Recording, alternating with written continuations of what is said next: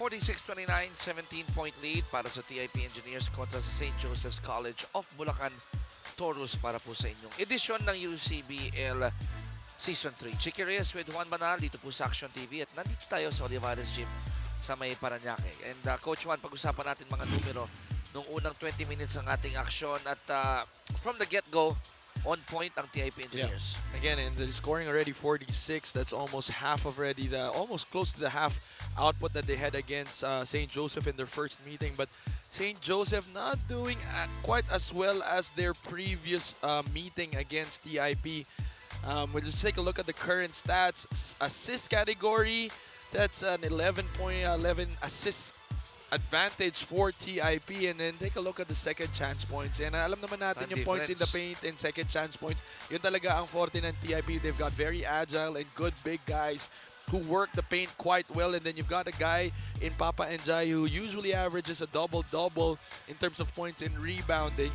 Samantalong tong St. Joseph, I would say they've showed brilliance of defense stops, but in terms of points output, they scored actually 63 points in their previous meeting, and that's probably quite close to ngayon 29, close to 30 points, half, malapit na sa kalahati ng kanilang output in their previous game. So hopefully, yes, the defense has improved.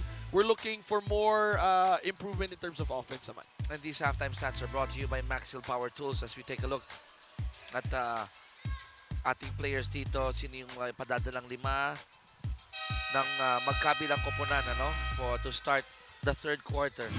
At ang leading scorers natin, you got Salarza on one side and Papa Njai on the other. 18 for Njai, 9 for Salarza.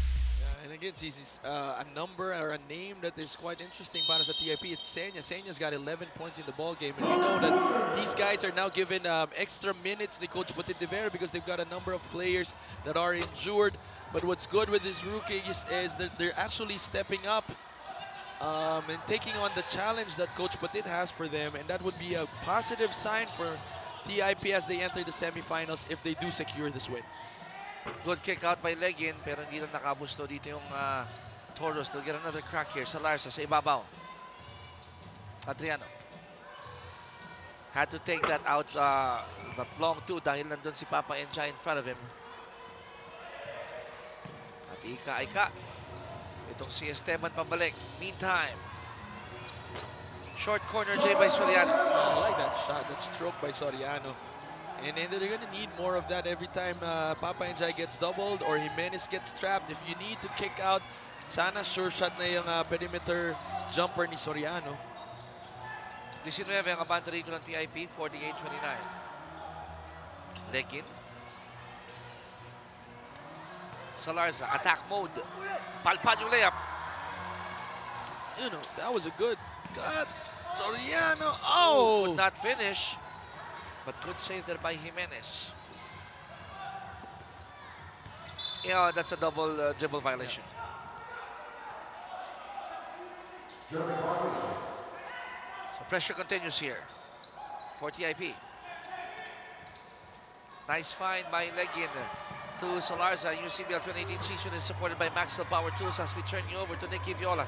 For Coach Putit, they're not doing what they're supposed to do and they keep making the same mistakes during the first half. Kaya makikita natin si Coach Putit ngayon, extra energetic siya sa pagko-coach at talagang minomotivate niya ng todo yung kanyang team for the second half.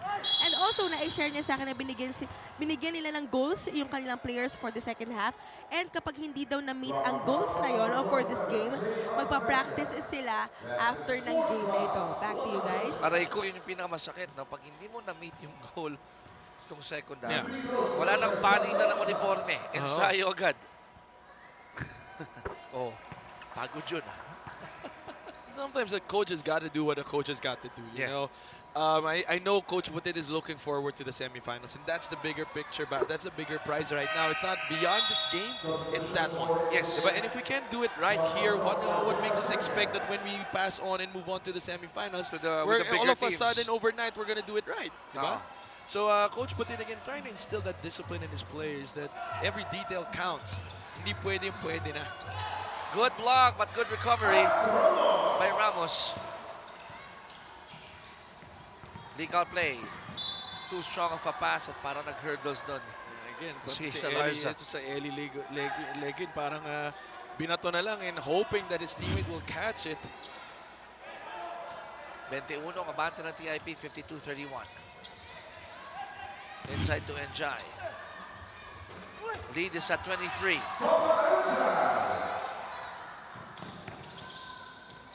Adriano going for the 3. And they were able to dodge a bullet there dahil sinamayan siya ni Ramos eh. It was an ill-advised shot. But bail-out foul para dito sa St. Joseph. Adriano again headed to the free throw line with 3 shots. But that could have been easily a bad shot if he didn't get that foul. Unang free throw, good for Adriano. UCBL 2018 season is supported by Jerry Skrill. Pangalon ni Adriano. Wala. Back rim ang tinamaan. 7:39 remaining sa ating third quarter action. Third free throw. So 2 for 3 si Adriano from the 4.5-meter line. Brian Santos in with 3 fouls. Yeah, 3 fouls. That's 2 fouls remaining before he graduates.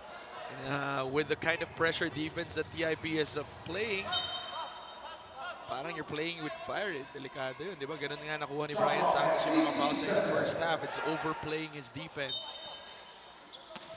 Lots of time on the clock for TIP. Santos missing. UCBL 2018 season is supported by Tough Mama. Legin, out to Adriano. Out to Legin. Oh, he passed on the 3. I thought he was open. Adriano. Shooting at will. Balik sa white shirts. Palisok. Hits that 3. He's got that range. He's that designated shooter para dito sa TIP. And if you're St. Joseph, that's a guy that you wouldn't want to leave open. Namagana sa 24. Kabante rito ng TIP, 57-33. Shot clock para sa Toros at 10. Still with Legin, di na ngayon. Inside, that will be the 4th on Santos.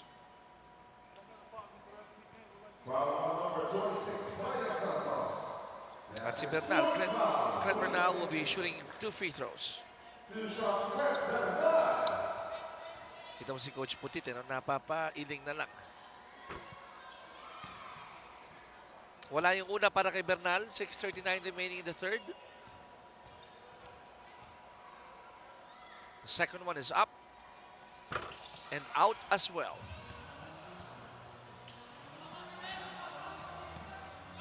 Jimenez, muntik nang di makita ni Palisok yung bola. Good box out by Bernal. Yeah, I appreciated that box out of Bernal. Brian Santos now with 5 fouls. And that's it.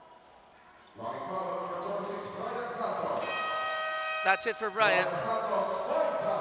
Wow, in less than a minute, Brian Santos commits 2 fouls. And now he's headed to a long break for their next game. And from where we're seated, that one we're watching, Coach Putit, there you go. Teaching, but medyo may sense of yung, a little bit of frustration dahil he expects more from And that's Santos. that's 2 consecutive games now for Brian Santos, wherein he's not really living up to the expectation. Oh, and just TIP right now is just self-destructing. And it's not even St. Joseph trying to impose any kind of defense whatsoever. UCBL 2018 season is supported by Happy Toothpaste. Kabila, Esteban. Oh. Siya naman ang pupunta sa linya. Alam mo, it happens talaga when you're in a good position. Alam mo, may yamado ka sa kalaban mo. I don't know if it's complacency, if it's overconfidence. It's sometimes mali lang siguro yung gising. I think it's being too tentative. The way I see it, TIP right now is just too uptight, and their offense is not free flowing. You know, they're too scared to make mistakes to the point that they are making more mistakes. Dahil doon, nagkakahawa-hawa na. Naging parang domino effect, ano? Kanina nga, nakita ko si first assistant coach Don Uro. Siya na lang yung tumayo eh. Nung napainig si Coach Putit. Maramilo hits a 3 for TIP. 60-33. Legin finding Esteban.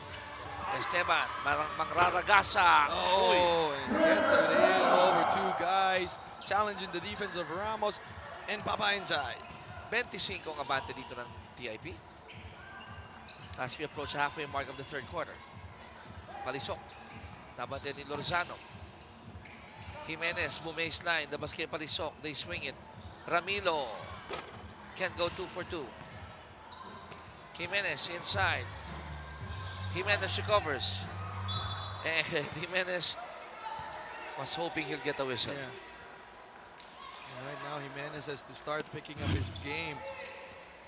Being the point guard of this ball club, kailangan sa kanya nagsisimula yung good habits. Defensive play of the game brought to you by Tough Mama. Nangyari po yan ng first half action.